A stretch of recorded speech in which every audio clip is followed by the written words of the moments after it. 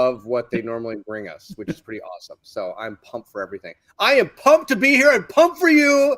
I'm pumped for you. I'm pumped for you. And welcome everybody to Co-op Guild. This is a co-op chat with a cold start, of course. Because... You know, again, I looked at the wrong time when you said that. But I'm impressed. You pointed in the right directions when you were pointing at people. Well, that's because my shirt's backwards, so I knew I had to point backwards. Ah, there you go. I used some of this thing called brain.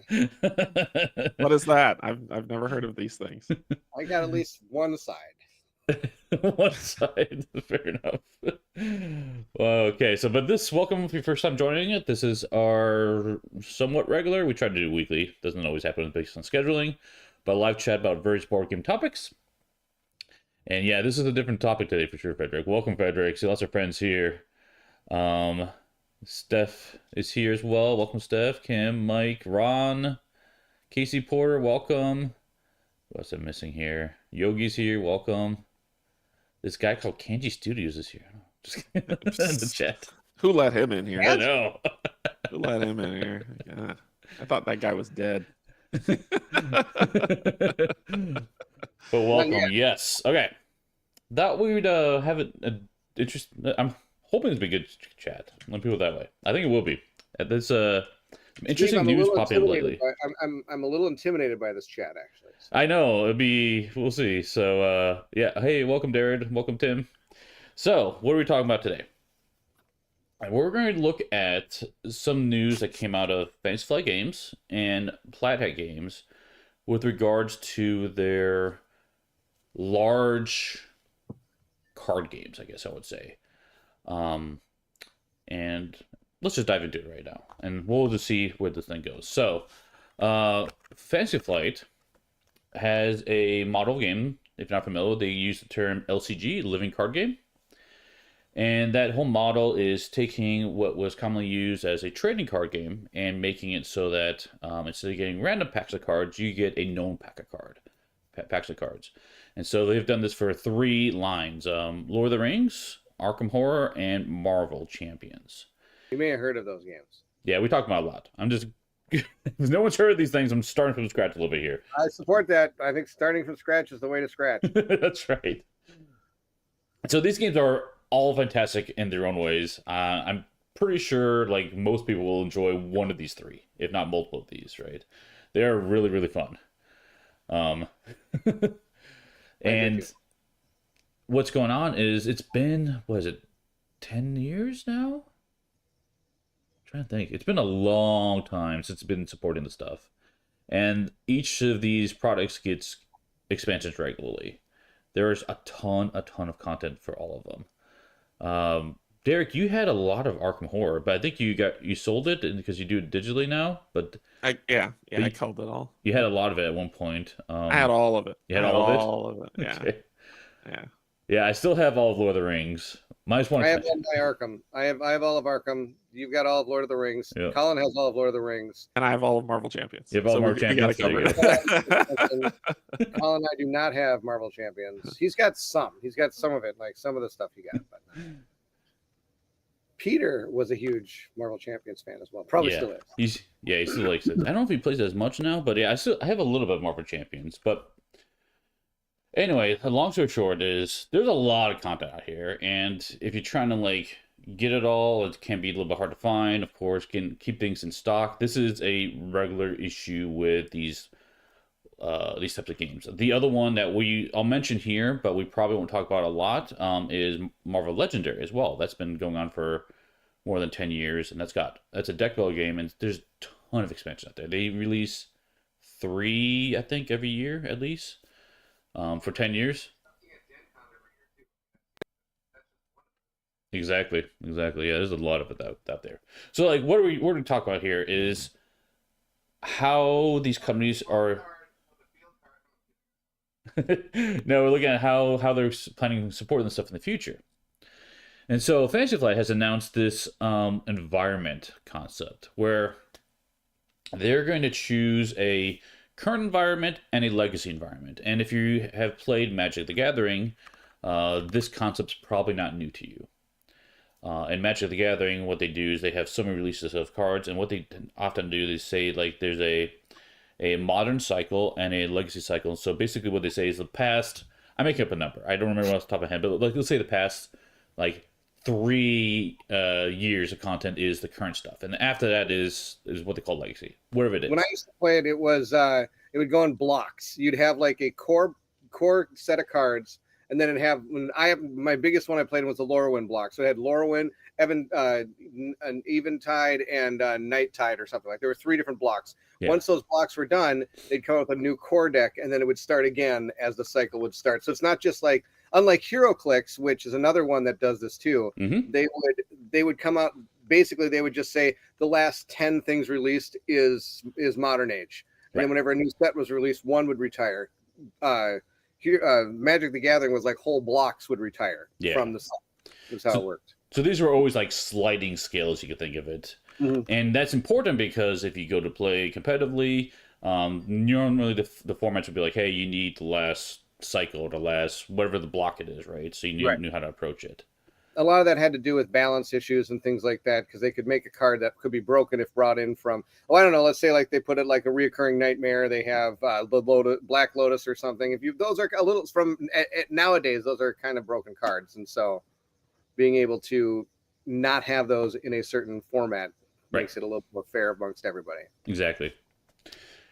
Yeah. And so taking that concept and applying it to the LCGs is what basically Fantasy Flight has done. So their current environment is going to be the newer expansion and like 2 to 3 years worth of active content after that, right? And then anything past that is going to be legacy. And they're not planning to reprint the legacy products, is what comes down to it. So legacy is no longer going to be something they stock. Once it's out, it's out. That said, like, let's look at Marvel Champions real quick. Captain America potentially will be one of those characters, right? But they seem to have mentioned, this is not quite verified yet, but they seem to have mentioned that they would return to creating a deck for Captain America in the future, so it'll be different than the old stuff, but they can revamp it. And this way, it's easier to keep the stuff in stock, and then what you said, Bairnt, I think is probably one of the driving factors for this decision is designing the balance, right? Because if you design a card deck, you have to make sure there's not an old card that's going to break this new approach you're going for, like the villains or whatever you're designing for, right? Well, that's kind of even in Lord of the Rings.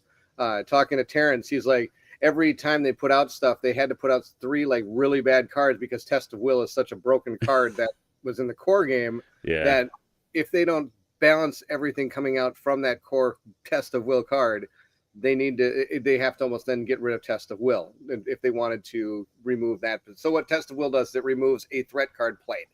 And obviously you can just neuter a threat deck coming out if you just find the 3 that are just like, oh, we'll just get rid of those. But if they actually include like 6 really bad cards, then Test of Will isn't as broken as it could be.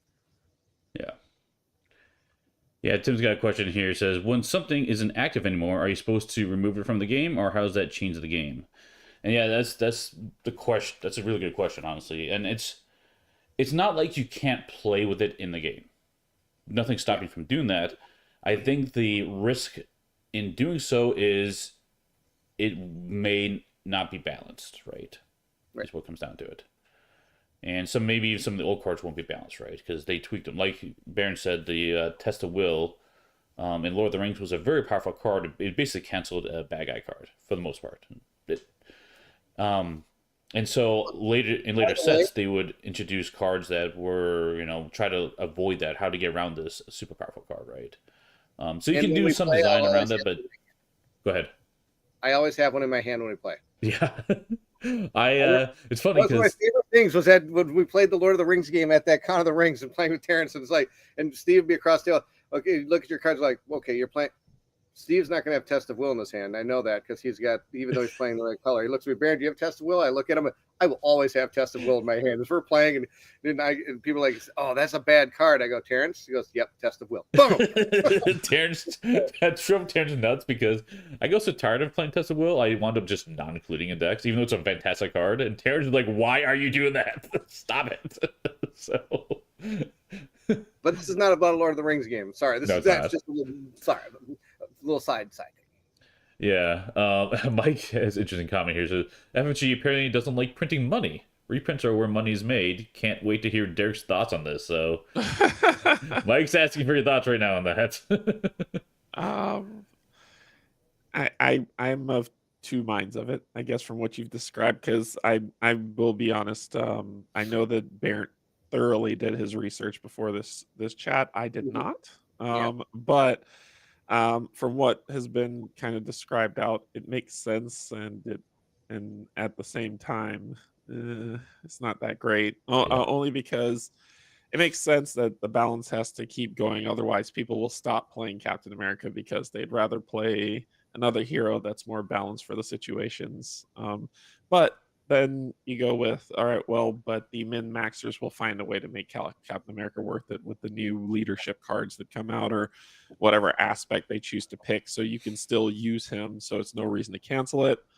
So like I said, I get it. In Legendary, one of the things that I've noticed that they've done is that you've got multiple iterations of the same hero. Mhm. So you'll have like, Steve probably knows better. There's like three different iterations of a specific hero that you can use. They function differently, and I just see this the same way. The only thing I hate about it is that people who unless they're going to say, you know, if they're going to stop printing this legacy stuff, it's going to be the scalper's paradise, right? Hey, I got that old Captain America from 3 years ago that I'm going to sell you for $5,000, as opposed to you just going and pick it up because it's available at retail. So I get why they're doing it, but I would hope that they would go about it a different way. I don't think to them the Captain America going for $5,000. Oh, they don't care. They don't care. Nah, they don't care. They're just like, okay, well, bottom dollar. If I'm paying 33 cents to build that Captain America deck, which I have no idea how much it costs, but I'm sure it's not very expensive to make a card deck. I could be completely wrong. No idea. But I'm not going to pay 30. If I'm paying 33 cents for Captain America from 2017 into the little areas where people can buy at a local store, it's probably going to sit there because so many people already have it. Why would I do that? And Yogi's saying no. What they're doing is Captain America can no longer be played, period, in any current environment. Yeah. And I was like, well, that's stupid. Yeah. So I guess I would go with that's dumb. If they want to say that you can play him as long as you get the updated cards and stuff, and then a couple years later they'll release like the OG Captain America or Civil War Captain America and have those different iterations, that's fine. But saying like, all right, we're no longer printing him, you can no longer use him, this is a banned card, I don't agree with. I think in theory the best practice here would be to, if you're going to ban the character, that you create the new one to replace it at about the, like, hey, this character is out in stores, so now the old one is done. I guess besides, then they get to make more money. They give you more. They make more money, Derrick. I understand from a business perspective why they're doing it. I'm saying from like a fan perspective or someone who enjoys the game, I think I'm not thrilled with that idea. It's like, all right, well, if you're going to play him, you'll play him in Legacy, but you can't. Oh, I don't play him in tournaments anyway, so I guess it doesn't matter for me. Right. That's the thing. You can play a tabletop. I mean, if you're on kitchen table playing. Yeah, then it doesn't matter. I could play him. They can kiss my butt. I'll do what I want. But I think. Wow, we're already butt kissing already. I think if this is more for people who are playing in tournaments, then I have no dog in this fight because I don't care. If you're able to get the decks, get the deck, and then play how you want, that's fine. If you're a huge tournament player, then yeah, this kind of sucks. There are tournaments for Marvel Champions? Yeah. Yeah, it's convention stuff, but that's the point I want to lean into a little bit, because I feel like this is a little weird. In a competitive world, Like I can understand Magic the Gathering, Yu-Gi-Oh, Right. stuff like. Okay, now I'm talking old school here. Like I don't even know any of the. What's the new one? Something in blood. Pokemon, There's some blood too. and something. Overblood, is that what it's called? Oh, I don't know. I don't Okay, know. there's some new game that has to do with blood. Surprising. It's really popular right now. And like those games, I can understand having this system, Right. because to keep the tournament going and to keep the competitive nature growing and like evolving, you'd have to have Flesh this and kind blood. of. You would always need like this like insurgence of new and removal of old, kind of Yeah. like we did with HeroClix, same type of thing. Now in HeroClix is a little bit different too, because also we have to add in power creep. If I brought my HeroClix that are over there in that box to a competitive tournament right now, and it wasn't modern, it's like, hey, play whatever you want, my guys would get crushed, even Yeah, if I brought them from like ages past. Yeah. Versus nowadays, like every once in a while I kind of look on that HeroClix site just to see what's out there, and I look at those guys like, oh, what? Like, that's ridiculous. So Yeah, I think it's more that I mean, if someone's coming into the hobby and they're saying, hey, they want to play, I'll pick one, Lord of the Rings, and no, I can't talk about that intelligently at all. They'll pick Arkham Horror or Marvel Champions, and they're like, okay, well, this new box has the new Captain America on it, and someone brings an old deck, and they're like, oh, that looks cool. That specific hero card, where can I get that? It's out of print, dude. Sorry. Then that's probably the worst of it for me. Have I ever played Lord of the Rings? Yes. will Do you ever I? play it again? No. Thank you, Bairnt. Missing out. It's so good. It's passed me by. That's what I tell people. It's passed me by. I wasn't a board gamer when Lord of the Rings was all the rave, and so when I came in, there was Arkham, and Arkham to me is better. Sorry, it is. So, and I love Arkham, and then I was like, but Arkham's missing something, and then they brought out Marvel Champions. I was like, yep, this is what it was missing, and I'm happy with both of these. And I never like some of the rules about Lord of the Rings, because it was the first. I think that was their first LCG series. I think I don't know, Yes, it but was. that like when you there's a couple things like when you mulligan, you have to mulligan your whole hand. I'm like, ugh, that's antiquated, so I'm not interested. So yeah. I love how a mechanic like that can ruin your fun. Well, I think it's the thing that was one of the many things that ruined my fun of that game. One of the many things. I agree with you, Robert, on that one. Arkham is a better story, but Lord of the Rings is a better gameplay. I agree with that. So And I see it. I guess I see it. I don't know. I don't know. I'll say we've got a lot of Lord of the Rings fans on here, so I'll just be like, and rightfully it so. wasn't for me. Yeah, it wasn't for me. If I probably tell you the reasons why it wasn't for me, you'll try to debunk the reasons why I feel the way I feel, and I'm not interested. I'm not interested in that. If you're interested in seeing a whole chat about that, go over to was it One Stop? Did you guys do it on One Stop? Where you and I think so. Probably. And Mike about the Yeah. Arkham Horror versus Lord of the Rings? Yeah. And it was just kind of It was epic. It was kind of it turned into people telling me how I should feel, and I was like, I'm not gonna have that conversation. I don't like it. I'm not interested in it. The end. Like you're not gonna tell me how to feel about a game. But on the flip side, talking about Lord of the Rings, they've actually been putting out all their old stuff. Yeah. So all of them have. Well, Arkham did that too. Yes, because as well. Yeah, because I guess in this same vein, Path to Carcosa for years felt like this, where it was you couldn't find it, they weren't printing it, it was hard, and then the scalpers were selling it for $10 billion for you to get a copy of it, and it became this thing. So it, now that they re-released it, everything's fine, but now they're going back to that. All right, well, it's not current environment, so it's part of legacy, and if you're playing it to any capacity professionally, it's not going to be. So now that's the question I have, Steve, because maybe I'm not following this exactly right. So I can understand the Marvel Champions, the hero packs and stuff like that, but is this the same with Lord of the Rings and Arkham Horror, where they're going to be like, okay, any investigators pre like Feast of Famine or Feast of I don't remember the Feast of something. Feast of Odin. What's the name of the what is the I don't know whether they're drawing the line in the sand, but yes. Okay, so they're doing that with all of them? That's All correct. Right. Derrick is muted. He's not even I don't even know what he's saying. Derrick's like, what? I'm muted? Yep, you're muted. So it's with those two. It's all with all three of their brands. Yeah. Well, to be fair, like you said, Lord of the Rings is no longer getting products made, so it's not as big of a deal for that one. Well, I've also noticed that the community itself in those two games have they almost kind of bring about their own, like, I would say, like, cards that are a little bit like, oh, I don't know if you should use X. That's a little overpowered. You know, like they kind of have some of those, like, or if you combo this and this, it's really not fair to the game. Like some people have kind of put out things like that. Like when we played, we used the some giant hammer of doom in in the Arkham Horror, and it was our combat. I would just decimate things, and so the chat was kind of like, hey, that's really cool. I would not recommend using that hammer in the next one. It just really takes away some of the strength of the deck. You know what I mean? Yeah. So back to the point about the environment is a little weird. Yeah. It makes sense in, like you said, Magic and HeroClix. Those are competitive environments, right? This is cooperative. Yeah.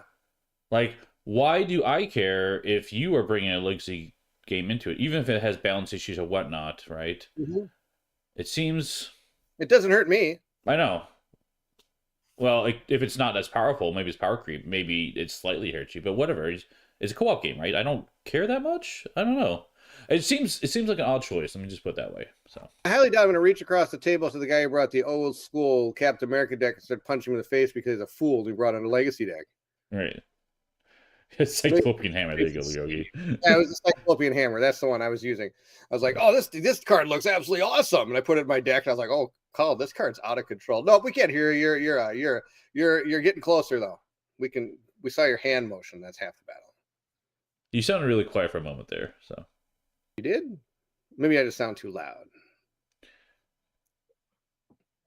I can check my settings to make sure it's nothing on my end. Oh, after you told Steve you didn't like Lord of the Rings, he muted you on his end. That's exactly what happened. Yep.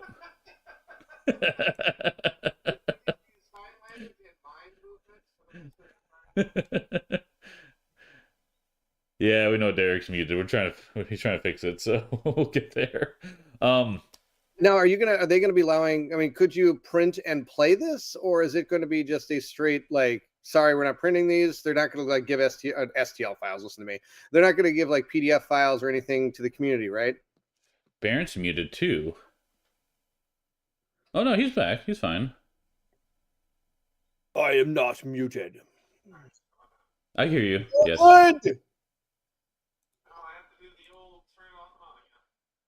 Oh, you know, I've done that every once in a while. Sometimes. They can hear you. No, we're just talking about how terrible Marvel Champions is. Oh, maybe they can't hear you. Hold on. That might be... No, they might not be able to hear you. They can't hear you. Maybe. I don't know. I'm fixing it. You're fine. You're good. I know what the problem is. So... gestured at all of me. There you go. Now they can definitely hear you. Yeah. You just gestured at all of me, Steve. All right. Sorry about that, guys. We got it fixed. Perfect. So okay. MC is bad and you should feel bad. Who let Pickle in here? Who let Ryan in? All right. So the co-op thing's weird, right? So the environment's weird because why would you? Like you said, it doesn't hurt you if you bring something that's legacy. Because it's only technically it could be hurting the group because the new stuff coming out could be harder to beat with the older cards, but maybe that's the challenge. I think it's more about cost, and I think that's kind of at the heart of all of this, right? We're talking about current environment, legacy environment, how we feel about it, but at the heart of it, this company's probably like, okay, well, we print these things that's not generating a lot of revenue because it's older content, so let's shift our focus to. We'll only care about printing new content, and if you don't have old content, boom. You're We out. have 100 of these Captain And America sitting in our warehouse. Yeah, and I think that's it. We only shipped out 10. So that means 10 Yeah. must have sold in the last year. Why are we even thinking about making more of these? Why Yeah. don't we take that off of the docket and add Right. new things into the Exactly. Yeah. So And people, there will be a run on, and with this announcement, as in typical FOMO fashion, there'll be a run on that old content because it's not going to be available anymore. That they will sell that bulk surplus, and then or lower it down substantially so that they're like, okay, we've turned a profit. Let's just keep going with this paradigm, and just it'll be new stuff, and they will always have that FOMO thing of people trying to get that older content before it vanishes. So I from like I said, I understand it from a business standpoint. It makes sense. So, well, Yogi, that's not true because you're saying, well, we don't know what is considered evergreen or legacy or whatever. From reading this article, just this article, there is no evergreen. There is current environment, legacy environment, and they said this will be approximately 2 to 3 years worth of active expansions, which means 2 to 3 years is considered current environment, and everything else is considered legacy. So, okay, All cool. of Lord of the Rings is legacy. Well, I think what's gonna not It's a really good point, because what they're Bairnt. saying is that they re-release the new content, so the older stuff is just gonna fall in the by. They'll be considered legacy. So it's not. It's just from our release cadence going forward. That's all it is. which means nothing considering the re-release dates around Arkham. Yeah, exactly, Yogi. That's where it gets really weird for sure. That's what Baron was getting at, right? Because technically, most of Lord of the Rings is more older than 2 to 3 years, right?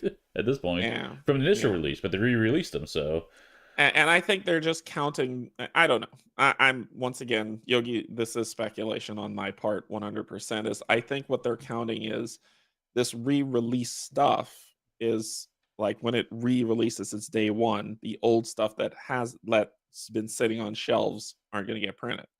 Now, And that's it. Raphael has a point that we should probably get to next. you know, we you talked jump there a lot right now. about Plaid.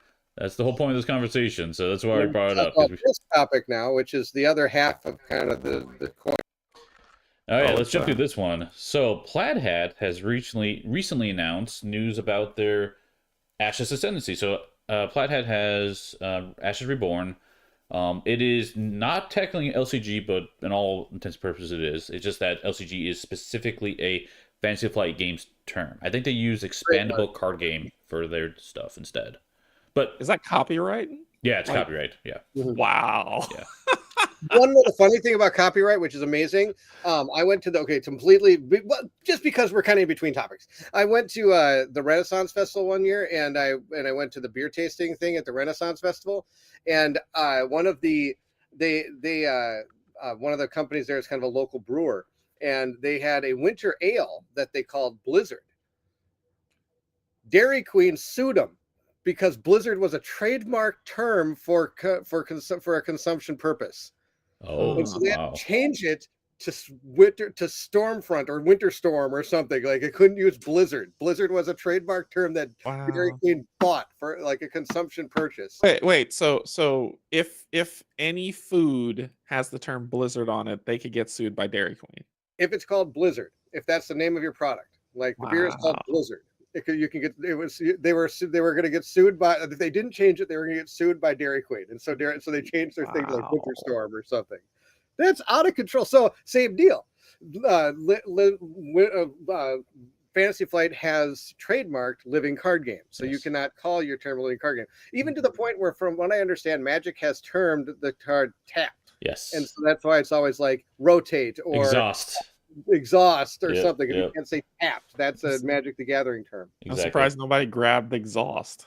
No one grabbed exhaust. Yeah, You exactly. can't call it that either. I'm going to. I'll bet money Turn. there's like a list of terms like in the copyright Oh, environment. tap that really expired. can't be Okay. taken or get expired or things like that. Like Yeah. you probably can't use exhaust because there's too many different terms uses for that or something. Yeah, Maybe no, you I don't know. I can't. don't know the Yeah. whole idea of copywriting, but it's out of control.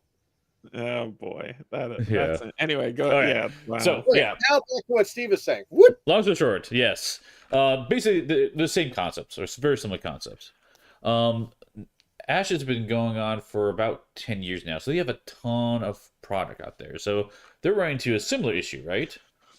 But what's interesting about this is they're doing something that's never been done before, and that's what this section's title. It was very interesting.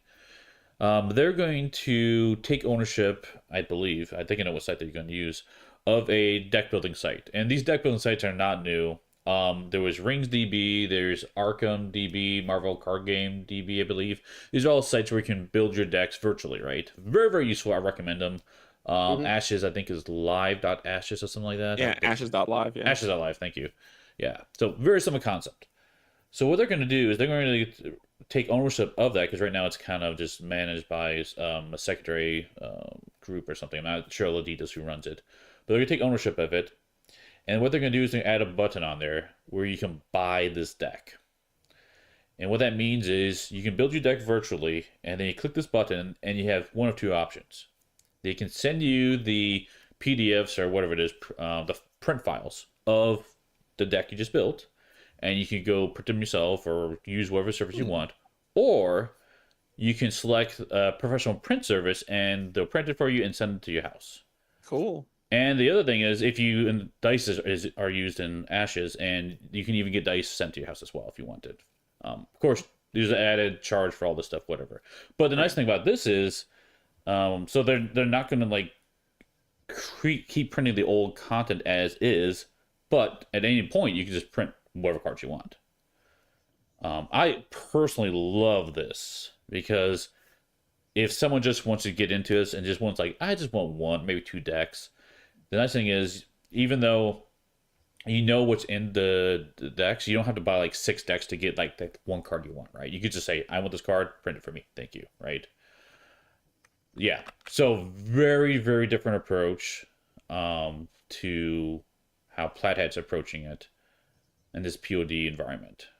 I used to do this kind of stuff, and when I did it, I went on to Amazon and I bought like playing cards, and you could buy like 700 packs of playing cards for like $1.50, and then I would then print the cards I want, cut them up, and stick them in card sleeves with a covered back, and then you put the card, like the ace of whatever, in first, but then you put the paper part of it after that, so it still feels like a card inside instead of just a bunch of paper inside sleeves. Right. Yeah, and Snow's question. I might be telling people something. Everybody here probably already knows that, and my knowledge is probably futile. Yeah. Snow asked the question: didn't FFG Fantasy Flight Games use this in the past as print on demand? They have done print on demand in the past. Yes, they did with a lot of their promotional type content, and their convention content was print on demand. At least with Fantasy Flight, they had an in-house printer or something like that. I'm not sure all the details of where it was, but you could tell that the quality was a little bit different than their normal products. So it wasn't like their normal printer stuff. At some point, they stopped supporting that. It was no longer sustainable. I don't recall the reason why, though. Hey, Eli. Hey, print on demand would be great, but I guess it's difficult logistically and more expensive overall. Yeah, and that's a big question I have is, this is a really cool concept. I'm not sure how this is going to work with all the logistics behind the scenes. Like, it kind of boggles my mind how to set this up and make this actually deliverable. Is that Ash's model sustainable for the company? I assume FFG doesn't do the POD now because it doesn't make money. That's a good question, Rob. I don't know. At one point they couldn't justify the in-house printer. Now, what is interesting from Plaidhat's perspective is they decided to move from the PvP environment, which is player versus player, because Ashes used to be a competitive game, still is, to be honest. Yeah. And they added this PvE, which is you can play against a Chimera. And the whole concept around this was, okay, we're going to set up the subscription service. As long as there's enough people who are interested in the game, we will keep producing content for it. If at any point that number, I don't know what the number is, whatever it is that Plaidhat needs to justify this, that drops below that, they will say, we'll just end the product line at that point, right? Bairnt, you're the worst. So, yeah. That's the big thing, and so I'm curious if that is going to tie into the print on demand model as well, right? Meaning that like if because they've seen the numbers already, maybe at this point maybe they didn't know they can justify that additional overhead or additional logistics that they need to support it. Not sure. Oh, Mike says the POD is very cheap now. I know print shop that does this, so but yeah. Oh. Mm. Steve should put a link in the description for that. For what? That Mike's place, he can print stuff. Yeah. Oh, Nice.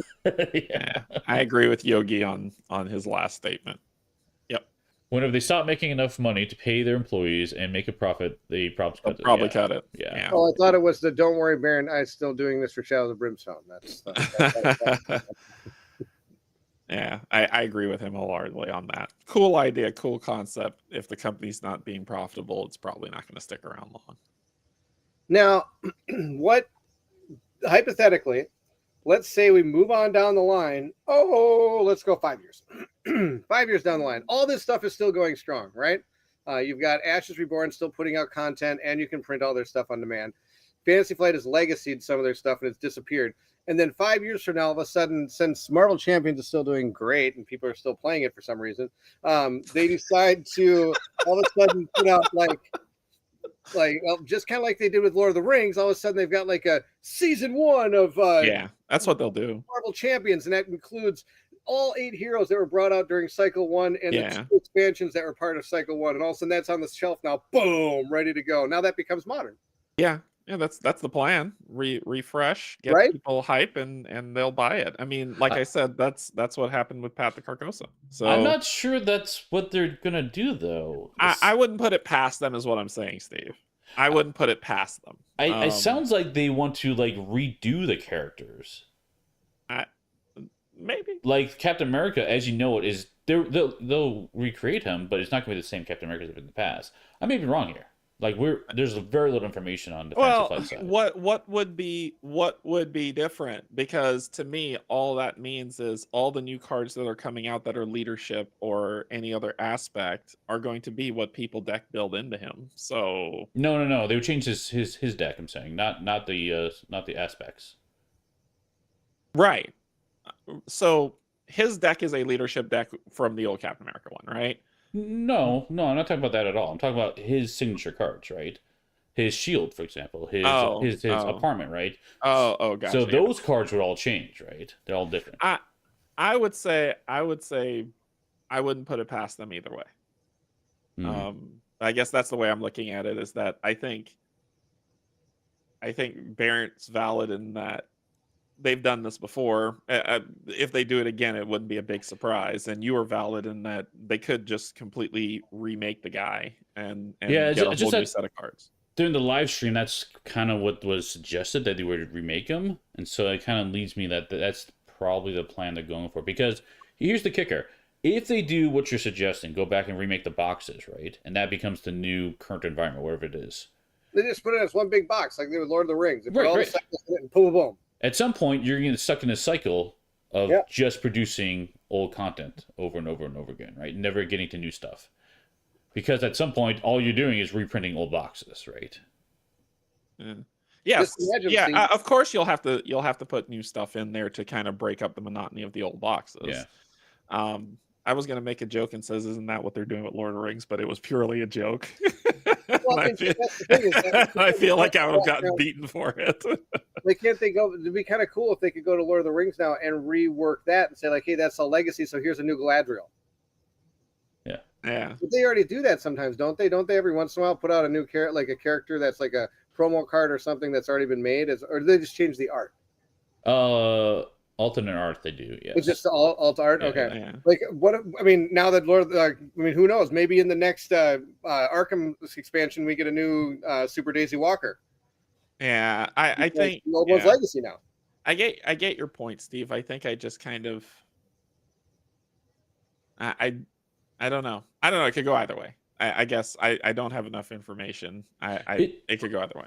It's interesting. Yeah, and then I don't have a news article because there's no news about this. This has been something that Upper Deck's been dealing with for years. Is their Marvel Legendary line is 10 years old, right? More than 10 years at this point. And there's expansions that they're able to restock and expansions that they're not. And they are trying so hard to get some of these in-demand expansions out there. And whenever that they get reprint coming out, it pops up for a week and it's gone because it's such a demand. They sell out super fast, right? Yeah. And it takes a little while for the next wave to come in, right? Yeah. And the bigger issue that Upper Decks runs into is because it's a Marvel, they have license issues where sometimes they can't reprint characters because of the license change for that character or the ownership of that character changed between studios, who knows what, right? So that also adds complexity to the situation as well. And then it's just interesting that you can see they're struggling with it, trying to keep things in stock and trying to get things reprinted, but they're not changing the model. And then these two other companies that have changed the models. Yeah, it's a very, I don't know, it's a tough situation. When you have all these SKUs, trying to keep things in stock so people can get them it's a tough problem to solve. Yeah. Legendary for sure. I mean, it's a lot of content to keep track of and try to deal with. It is, yeah. Yeah, GL Rob's got an interesting point here. It says, a new Captain America gets my business, and a new player's business. Reprinting old Cap doesn't get mine. Right. So, yeah, if you're looking at, getting the biggest bang for your buck, getting a new version of Captain America is what you would do. And they I'm assuming, I mean, what they could do is produce the old Cap and put a new card in it, but that would be slimy. But they may do it. You don't know. They're not slimy. They're not gonna do that. I mean, it all depends. It's all about profit. At the end of the day, it's all about profit. What's going to drive profit in the company? What's going to drive profit to the shareholders? And if this is what they have deemed will drive the most profit, that's what they're going to lead with, and we just have to be along for the ride. I mean, the profit would work for both these approaches, though, right? Because they have a surcharge on POD, right? I mean, maybe, yeah. Maybe. So I don't know. Maybe. I mean, margins are, of course, a different question altogether. But yeah, it's just interesting that two similar problems announced about the same time and two very different approaches.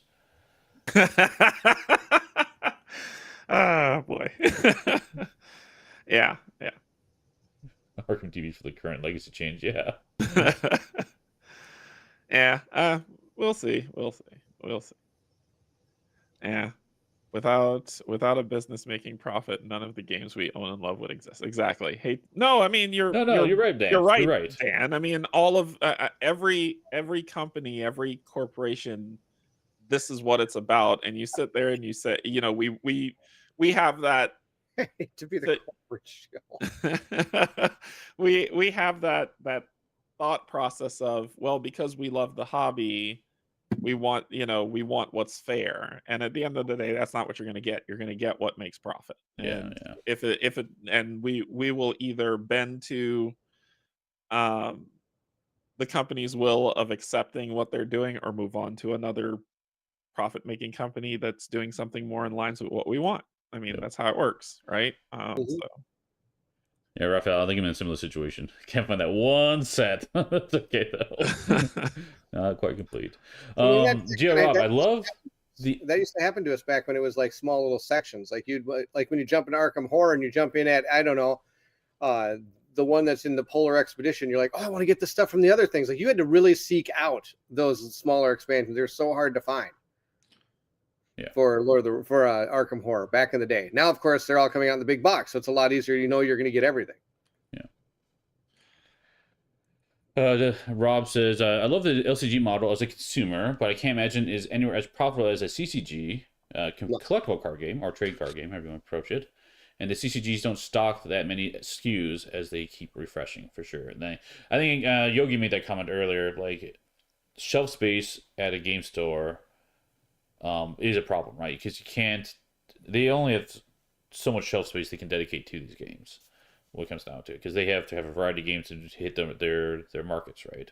Or not the markets, their consumers. I also know that this is also the idea behind like those CCGs and stuff. I mean, sure, know somebody's going to know a couple, and I'm going to be completely wrong about this, but that's not the point.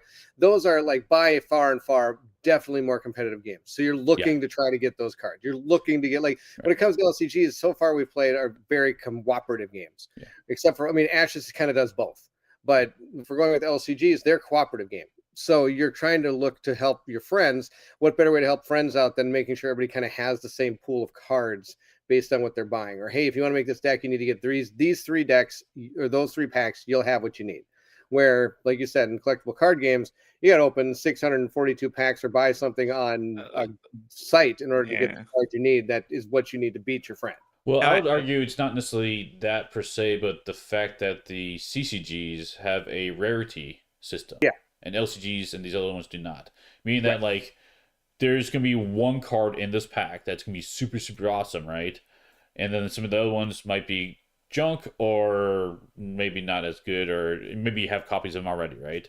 And so in order to build that deck, you have to buy a bunch of packs to get a bunch of rares to get what you need, right? And that drives that whole consumer market, and then you have to resell as well. Yeah. So, and you're buying for way more than they're worth. I am so happy that my FOMO does not extend to the CCG verse, because my brain tells me, like, I don't know what I'm going to get, and I have to constantly keep feeding the machine to get to potentially, probably, maybe get something. It's like it's gambling, like, in my mind, and so therefore I'm like, I'm not interested in doing any of that, and I stay away from it, because that stuff is insane. I used to play Magic the Gathering in the day, but we played it differently. We played it with, there was 4 to 6 of us, and we'd sit down every weekend. Somebody would buy a box, and we would draft, which was our favorite way to play. So that in itself, you are using all your cards you're getting, but of course afterwards you've got a whole mess of cards you're never going to use again. But at least we always called it like, hey, who wants to go to the bar? You know what I mean? Like, cause you go to the bar, you're going to spend like, I don't know, 20, 25 bucks on beer or something, or drinks. Instead, somebody buys a box every 4 to 6 weeks. And it's like, everybody gets to go to the bar, but instead of drinking, we're playing cards. And so we just did that every, same with HeroClix. We'd buy a couple of boosters, go to a friend's house, and we'd pretend that was like we went to the bar night with the guys. We play HeroClix instead. Actually, the one I like playing, it was really fun for Magic, is you'd buy a booster and you put in the basic lands of every type, and you mix it all together. You don't look at any of the cards, and you just play. And so as you're playing the game, you don't know what you decked, and random cards pop out, and you get to play it for the first time. It's pretty fun. So. That's an interesting way to play. The other thing that kind of skewed me off of Magic was the people who taught it to me were min-maxers who like to win. Yeah. So therefore, I would say it would be, they're trying to teach me to play, and then I'd say, okay, well, cool, I'll play this card, and they're like, oh, cool, boom, boom, boom, boom, boom, I win. And so it wasn't fun for me. Yeah, so therefore I was just like, I never want to play this game again. You played the wrong people, Derrick. I remember, like, they had said, hey, yeah, buy this deck and we'll teach you how to play it. And I bought this one deck, and I was like, oh, the art looks pretty cool and all this other stuff, and okay, I'm looking forward to playing. And as soon as I still remember, I was like, okay, well, I'm gonna play this card. It's like, all right, well, I'm gonna play this, and then that ends up me playing this, and then I'll do this, and then I'll tap this and do all this, and I'm like, I don't know what you just did. Did you play with Terrence? No, Terrence builds amazing decks. He does. And it's just cool to see what he's able to put together. He's a very good maxer. Yeah, but to me, it's not fun for me to watch you kind of do your combo magic to someone who doesn't know how to play and then demolish them. And so therefore, I was like, I have an entire box of pre-made like starter decks, and whenever I teach people, we always start with starter decks. We play those for a long time before. I remember cards. Yeah, and I remember after like the second time they did that, I was like, you can have this deck. I'm done. Yeah. And I left because I never looked back to Magic. So a funny story somewhat related to that. I was in a game store, and this time I was actively playing Magic. I was buying a Magic card or whatever, and someone nearby who was a Magic player was like, hey, what card are you getting? So I told him about it. And he's like, that's cool, it's a good card. I'm like, yeah, I'm excited to get hands on it, whatever, blah, blah, blah. And he's like, cool, what combo are you doing? I'm like, no combo. Like, wait, what? He's like, well, no, what combo did you deck? I'm like, I don't have a combo in this deck. So like, Yeah. what do you mean? It was interesting that he couldn't comprehend that. I explained what I was doing, and I still have this deck to this day. I built a deck that the rule was none of my creatures could live past the end of my turn. So all my creatures would come out that turn and they would die at the end of that turn. None of them survive. and so that's the whole point of the deck, and it was just something fun to do. And when I explained this to the guy, he just like broke his brain. Like, why would you do that? I'm like, because I can. Right. I had a friend who had a deck like that, and he also filled the entire deck with Reoccurring Nightmare, which is a card where you can pull a card from your graveyard and play it, and then it goes away at the end of the turn or something. Like, oh, okay. Yeah. There was so the same thing happened with Lorcana. But it wasn't when I first learned it. When I first learned it, I was taught it by someone who was very patient and showed me how to play the game. But the second time I played it, I was like, okay, well, I think I remember some of the rules. So okay, let me try to play. And this guy alpha gamed me the entire time. Ooh. He was like, all right, well, you want to play this. Why do I want to play that? Well, it's a good card for defending. Okay, I'll play this. All right, then you want to play this card. And he just like alpha gamed me the whole match. And I was like, all right, I'm done with Lorcana too. Sweet. All right, I don't have to spend money on this game. Awesome, because this was not fun at all. Yeah. Yeah. I had fun with that one. I played with a friend of mine who taught me, and then I lost 3 games in a row, but then I figured it out and beat him after that one. No, yeah, it's more the stuff where it's I don't even know how to describe it. If you're teaching someone how to play one of those games that have a lot of combos, alpha gaming them is not the way to make them like the game. Yeah, sure. So, or combo destroying them in turn 2 is not a way for them to enjoy the game. I think there's a way where you just got to kind of put that aside and be like, hey, I remember when I was here and I struggled and you know, but so if you want me to not like a game, alpha game it to me. I will never play it again. It was almost, I will tell y'all, it was almost that way for the crew. Oh, the crew? Almost. Yeah, it was almost that way for a crew because I had no idea what I was doing the whole time. And so Can you alpha game the crew though? Oh my god, what? Because we don't know what's in your hand. Well, yeah, I think y'all did because I showed y'all my hand because I was like, I don't know what I'm doing. Oh, maybe.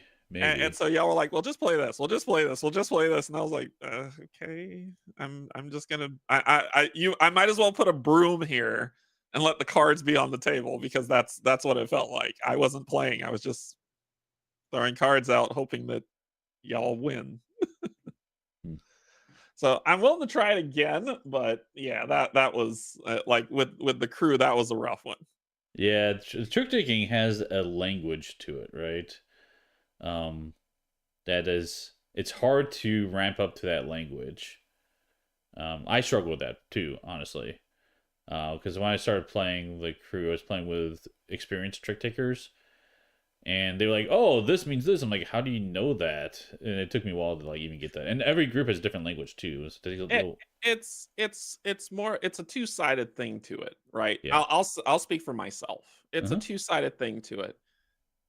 If I don't know how to play a game, I want to figure it out. But if it feels like I'm hampering the group, I become very self-aware of that. And then I start moving away. Like I start distancing myself from the fun.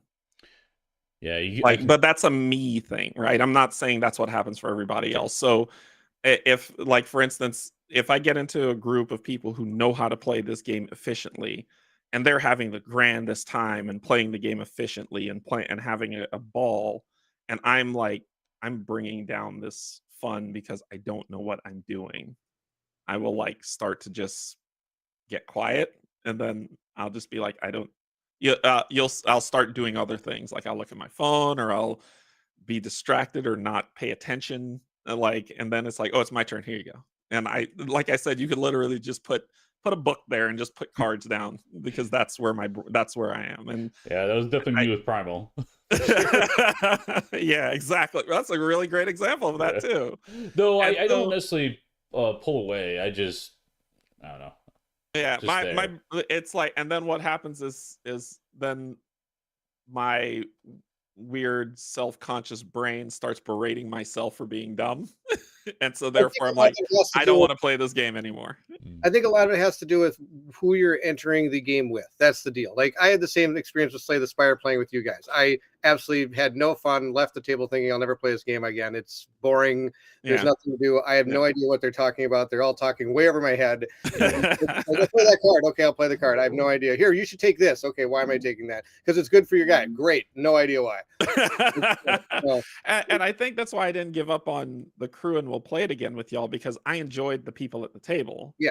So I was We like, definitely played so it's again just on the more, Monica, and I had a great time. yeah. It's Yeah, just more, I I think I went into the mode of like, all right, y'all will tell me what to do, and I'll just sit here. That's the same thing happened to Steve with Primal. Since we were trying to do, Yeah. well, the problem is we had a different idea of what we were planning Yeah. to do that night. Yeah. It's like, Steve, you're along for the ride. And I mean, that's really what happened. It wasn't a, hey, Steve, we're going to teach you this game. It's, hey, Right. we're going to show you kind of how to run this type of thing. Just jump in, Steve. It'll be okay. Because y'all were trying to show me how to just do a round. I will say though, if anybody gets a chance to play a trick-taking game with Bairnt, definitely do so, because Bairnt becomes a whole nother person. I've never seen this. You're a savant at the game. Like, you're just amazing at trick-taking. You sit next to the person who's never played before, and when they play something, you go, why are you playing that? Play a yellow card. Yeah, there we go. There we go. Not boom. Put the yellow card on the table. So Bairnt, he was wonderful. He was being very, very fun and having a good time. And at the same time, I'm on the other side, like, I don't freaking know. I'm not here. And then immediately my brain was like, you suck at board games. Why are you here? Just sit back and shut up and do whatever they tell you. Yeah, that's a tough one. That's a tough one sometimes. But anyway. But no, I will definitely play that with y'all again, because I enjoyed the group that I was playing with. I knew that they meant it in the kindest manner, so it was fine. But if I play a game with you and you were like a diehard min-maxer, you'll never play another game with me again. And I think that's why the groups we play with work so well, because we don't really have that with us. I mean, we all are there just to have fun. Yeah. The game. And coming back to our original topic, because we, for some reason, sorry. Off the topic. Sorry. Well, at least we'll talk about card games. That's half the battle. That's right. No cards involved. There were cards involved with Primal and also the crew, and there's cards. It's interesting. It'll be interesting to see where Fantasy Flight takes this moving forward. Like, what are they going to consider legacy? They said 2 years. Does that mean in maybe 4 years is more of the same content going to come out, or for like? Because I'm interested to see what it means for things like Arkham Horror and Lord of the Rings more than it does for Champions. I can understand Champions because it's going to be, they can recreate hero packs with different internal cards, because that was the whole deal with Champions. That was such an appeal, is I could buy Captain America and play the game. Sure. Yeah. It wasn't like, oh crap, I've got to, like with Lord of the Rings, I'm going to make a Gladriel deck. Well, I got to get the one with the boats on it. I got to get 2 other miscellaneous expansions that have a couple of the cards I need, and this other expansion. Then I can make the deck I want. Like, I had to physically buy 4 or 5 things, and that kind of happened with same with Arkham Horror. That was the same way. Yeah. Now, of course, you get them all in those big boxes, which really helps. But again, if you want to build your game, you might need a couple of cards from Cards of Kasoka, that was good, and also from like the most recent expansion. So I'd have to get both those to build the deck I want to, based on using those different sites. Which is cool about the sites is you do get the ability to put in what you have, what content you have, and so that it shows you the cards available to you. Yeah, Plaidhat's the same way, where you buy one deck and you could just play that deck, and they're normally really well designed. Honestly, I like them a lot, but. You can also do a little bit of both. Where I grab this pack to put this one card in this one deck. You can mix and match whatever card you want. There's no. And same with Marvel Champions, same deal. You could make Captain America, but I want to get Thor because he has that leadership card that I want, or something. I don't know the game well enough to know who is what, but you know what I mean. Every time I played, I've been bored out of my mind. That's how you really feel, Bairnt. I love though that difference exists, right? Bairnt is he's not a fan of Marvel Champions, but he loves Lord of the Rings, and I'm the complete opposite. And so I love that dynamic exists. It shows the diversity in the community in terms of Well, it's funny. You 'cause don't have to like the we- same things and still get along, you know. You're Marvel Champions. Uh-huh. Steve is Lord of the Rings, and I'm Arkham Horror when it comes to which one's my favorite. Yep. I'm between Arkham and Marvel Champions. Arkham Nope, just tells I'm such a Arkham. good Nope, story. Nope, listen carefully. You have to You said be. no. We're alpha gaming what you like right now. You're gonna tell Like me what I Marvel like. Champions. You've already said it. Live with it. Live with your choices. Live with your decisions. This is what you're gonna like, Derek, and you're gonna like it. You're like, you're gonna get Wasp and Ant-Man. You're gonna go like it. You're gonna play your game. Yes, sir. Good to know. Awesome. All right. Well, I think we've exhausted that topic. But that was a fun one. Oh, I do want to make a quick note. If you want to hear more about this topic from a different perspective, D20 Woodworking. He earlier this week did a video comparing both these approaches. Honestly, so you go check out his video if you want to hear more about this. That's awesome. Steve's gonna put a link to it in the description of the video. Wow. He's really good at that. Wow. You just got voluntold. I am so not looking forward to when I have Steve on a live show someday. Because he's going to come with 42 websites and be like, Taking my revenge. What would be amazing is if we were able to get like all of us on a live stream, just kind of playing a game, just like all of us playing a game on live stream. It would be so chaotic. It would be. yeah. Yes, it would. And amazing. Yes. Cool. Yes, it would. Coming up through channels, Derek, why don't you start? What do you have plans for? He's playing Marvel Champions. Hold on, my brain just I'm buffering. Hold on. Buffering. Bear, do you want to go first? Yeah, let Bairnt go All first. right, so Monday, we are doing a afternoon stream of Iridia. Tuesday, we are doing an afternoon stream, or no, we're doing a night stream of Iridia. Wednesday, I don't think I'm doing anything. And Thursday. We're going through the week. All right, we're in for the ride. I am going to the 7th Citadel will be coming. I got my next play of that coming. Colin just put out Hopeless Mockus or something. Hoplomachus. Hopeless Marcus. Hopeless Mockus. If you're interested, You are an amazing human That's- being, and I love you so much. It's such a long word. I lost it after Hope. So that's out. I think just hit. But he's gonna be taking some time off. I'm also gonna be taking some time off because it comes into a busy season for him, and then I will be concentrating just to do stuff with family for a couple weeks. So we're gonna only be doing these 2 live streams. Then we're stopping for a couple weeks. We'll come back. Then we'll start our normal streaming times, which will be every Thursday night. That's gonna be our plan. We're gonna kind of get more into a rotational thing that's like normal. And Are you all doing? So what happened to Mondays? I know y'all. Is that just a hit or miss thing? Like where you may do it or you may not. Is Monday like optional? Monday is if Colin decides to take a day off, then we can do live stream. Gotcha. Colin does not have a day off, then we do not do a live stream. Okay. Monday is usually my one day I use for recording, so that's usually when I get the chance to do my games. Right now, I'm doing 7th Citadel. Okay. I also just got done with Rise of the Myth Cthulhu.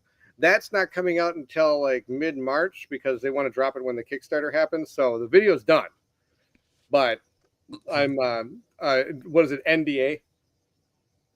NBA, whatever that is. Wow. Non-disclosure So agreement. basketball or disclosure, same Yep, thing. yes, Gotcha. it is what They it's called, equate NBA. to each other. That's what it Gotcha. is, NBA. Am I right about Along that? with Hopeless Mockus. Did I get NBA right? That's awesome. So yeah, and then I have I think like 2 more 7th Citadel videos to do, and then I'm done with that like campaign. I'll put it away for a while. Robin, that's a double joke, and I am so proud to know you for that. That's a double joke, and it's incredible. That is really good. You're so good at sports ball. I got sports balls. I don't have anything around me. I got ski boots over there I could hold up. Here, I got one of those. That was beautiful. ski boots I can hold. Non-agreement. There you go. Yes, Raphael gets it. Raphael I gets think it. it's about all I got. Because and then that's it. Cool. We're not doing anything Sunday. No, say it properly. Sunday. Sunday. Nothing. On Monday we got morning stream. Tuesday we got night stream, and Wednesday I think I'll be dropping my 7th Citadel video. Okay. Yeah. Steve, what do you got coming? Oh, okay. Good next, I guess. We did that after you didn't even know. That was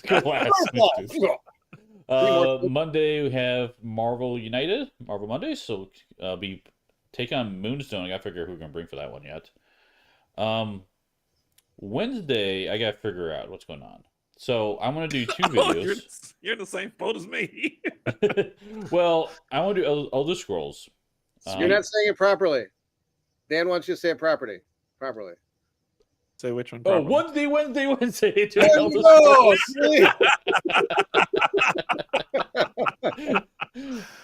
go. But it is also the first week of the month, so I also want to do the co-op corner. So I have to figure out what day I'm gonna do the co-op corner and then Elder Scrolls on. So I'm not exactly sure. That might move around a little bit, but my plan is to do both of them. So okay, I just gotta figure what days to put them on. So, but that's all I have planned for that week. I don't have a co-op chat plan necessarily. Well, we could. We do have a topic we could talk about, but it depends on. Oh, actually, you know what? Co-op chat won't be happening. Nope.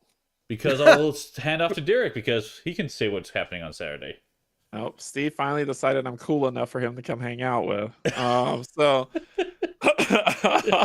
see, I completely forgot about me. No. So what the hell am I doing? So tomorrow is Arkham Horror with Cynthia and Kate. Tuesday, the lunchtime stream for Marvel United, playing. Then Tuesday night is Dragon Eclipse. Then Thursday, Pac-Man's not going to be able to join, so I think Thursday is when I'm going to play Nemesis. And then Steve is coming over Friday. Yep. And we will be having Game of Palooza here that weekend. And then I'm off next week from work, so I'll be streaming all week. And then that weekend, I will not be streaming anything or available because I will be out of town because that Saturday is the greatest day of the year. Birthday! Woo-hoo-hoo. Happy early birthday, Derrick. So thank you. You guys still should do a co-op stream so that Steve can ask you to put links in the description. We can do a co-op stream, but it will not go as smoothly as Steve does this. I'll tell you that. At all. And Mike, I just saw you comment here. Oh, I cannot wait. I wish I was 30. No, I'm an old fart. So Derrick, I'm older than you, so buckle down there. Don't make me hike up my suspenders. But yeah, it'll be going away for enjoying my birthday away just away and having a good time. So it'll be fun. But yeah, that's what's coming up. So I'll hopefully get stuff scheduled after, because I have to work some more today for actual work, and then after that, I will try to get those streams up. Mark says, you're not 30, you're 31. I've been 30 for 20 years now. Yeah, no, I will be, God, I'll be 48. Yeah, I'll be 48. Just getting older. Yep. Doesn't stop. And I'm ready to retire. Anyway, that's all I got. Cool. Awesome. Well, guys, it's been fun having this chat with you again. So it's been a little bit. So it's always fun. Yeah, I got to schedule the next designer discussion coming up, but hopefully you guys will be available for the next one because it'll be a fun chat. So yeah, cool. Glad to be back on. So I had to beg Steve to let me back on because, for a while he was like, he's sick of me, doesn't want me to be here. Tired of the crap. Well, no one wants to see my face or hear my opinion. So I was like, it's nothing to do with it. It's the fact that you like Marvel Champions. I did say, I hated Myth, and Bairnt was like joined in with, yeah, we need to get that guy out of here.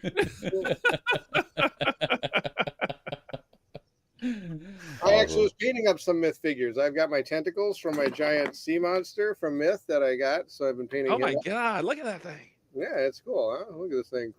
It's cool.